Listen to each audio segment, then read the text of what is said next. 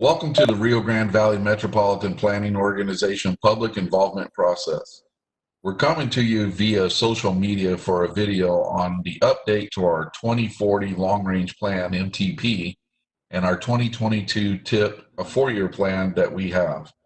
Unfortunately, due to the situation with the COVID-19 virus, we're unable to do in-person meetings, but we're hopeful that the information you derive here will be helpful and beneficial to you to understand that how we, as the RGVMPO, do our planning process and the projects that we have in the horizon coming forward, financed, and how those projects are going to come to construction in the near-term future.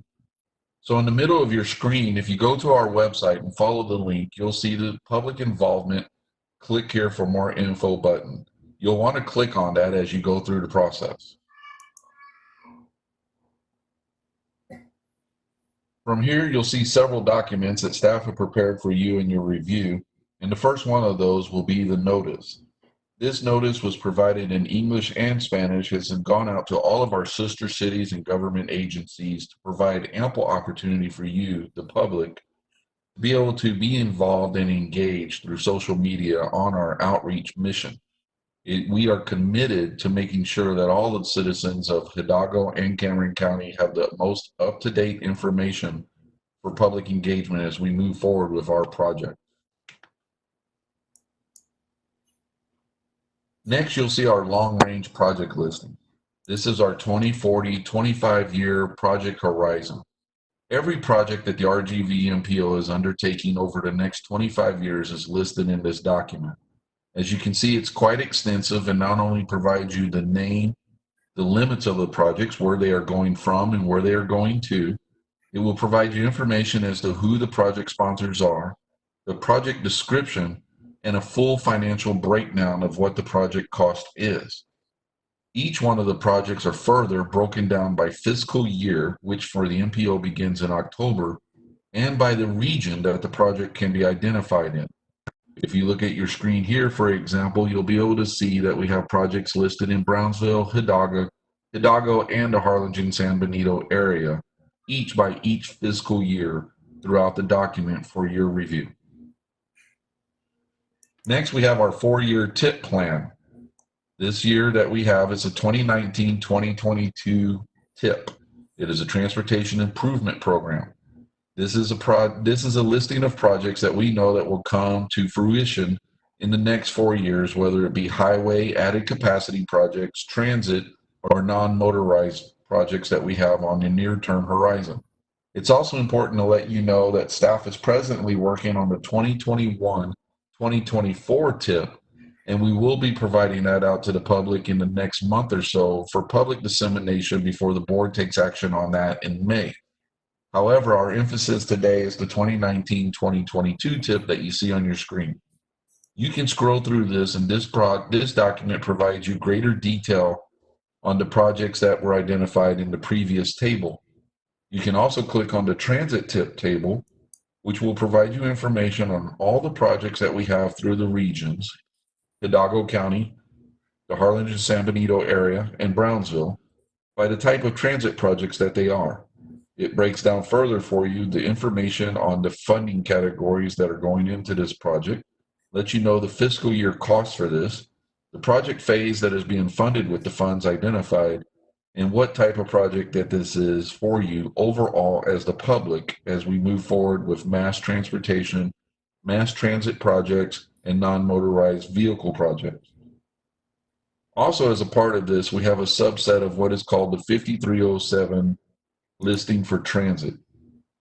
These projects are identical to what you've seen previously on the TIP project document, but are further identified as the Section 5307, which is FTA funding for these projects.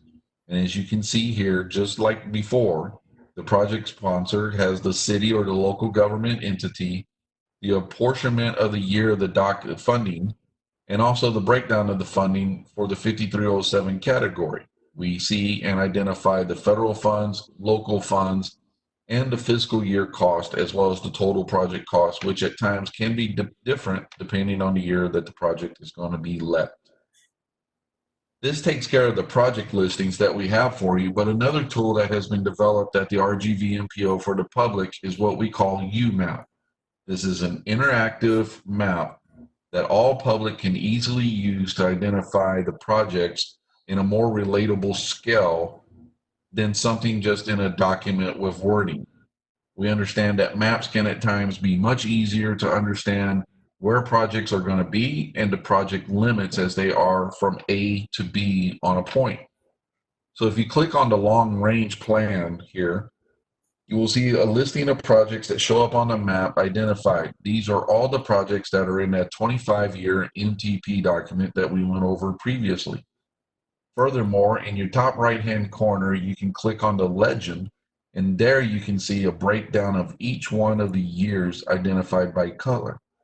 So for instance, if you wanted to see what projects were going to be in 2022, you could identify those by being the purple lines identified on your map, and then you could click on that line and it would provide you greater information about the project, such as is it on system, a state-owned roadway, is it a local roadway, the type of highway that it is, the limits from and to, the funding identified for that, and what the project is. And in this case, you can see that this project would be a 6-lane raised median project.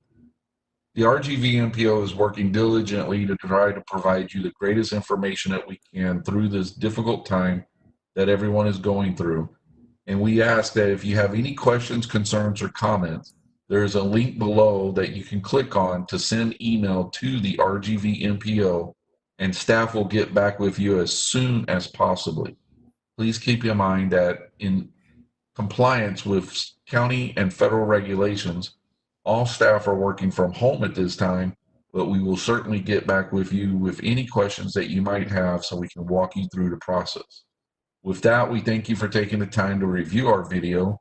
We hope that it provides you some type of education and insight into the process of transportation planning, and we hope that it makes you feel a little bit better about the future and how your taxpayer dollars are being expended on transportation projects. And with that, we thank you for your engagement.